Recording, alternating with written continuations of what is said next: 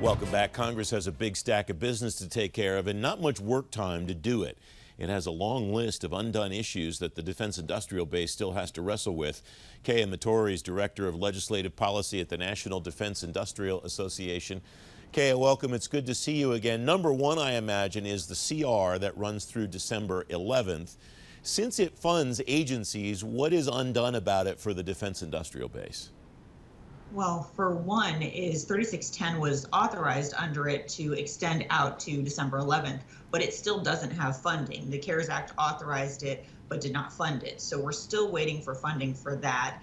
It additionally had for Columbia-class subs, but Space Force still goes unfunded. That's still falling under the Air Force's budget. So that's something that puts them on hold.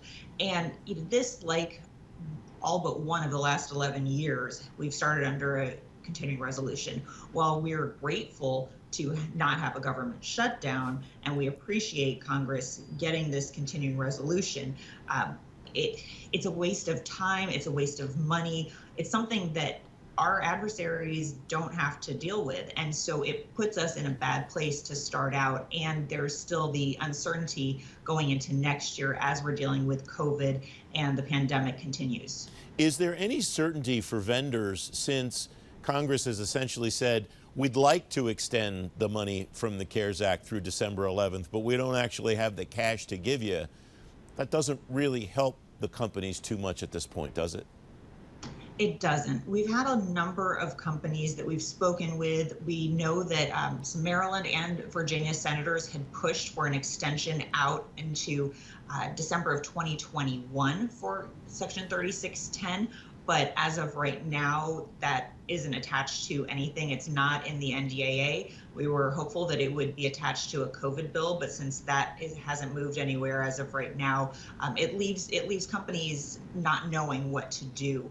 We are hopeful that maybe some of the Section 4003 money that was under the CARES Act that has gone largely unused could be used both for 3610 and then also for SBIR, so small business innovation.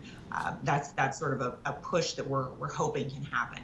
Is this theoretical right now, Kea, or are you starting to hear instances, anecdotal or in quantity, from either your members or the subs that they deal with, that this is really starting to have an impact, that this money's not flowing, that some of these small companies may not be ready when the larger companies or the Pentagon directly needs them?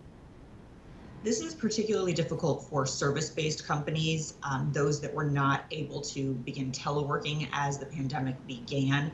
As many as possible have pivoted to a telework schedule, but if you're working in a SCIF with classified information and you have to be on site at a federal facility, you have to be there, and they're having to essentially eat the cost right now if they're either working a 50-50 split shift because of social distancing. So it is something that is negatively impacting companies, and it's the uncertainty of whether or not they'll ever see that money. Secretary Lord has said at least $11 billion is going to be needed for it. We truly appreciate Secretary Lord and her team have been supportive with pushing this out and letting Congress know that this is a big concern for our companies. But as of right now, we've heard from some companies, it's really, if it was one thing alone that they were dealing with, but you have 3610 issues with them being able to access it. We have Section 889 issues from the FY19 NDIA where that rule has gone into effect, and then you have CMMC coming down with cybersecurity, and so it's the culmination of all of these different things that is really making it so difficult for all of these companies.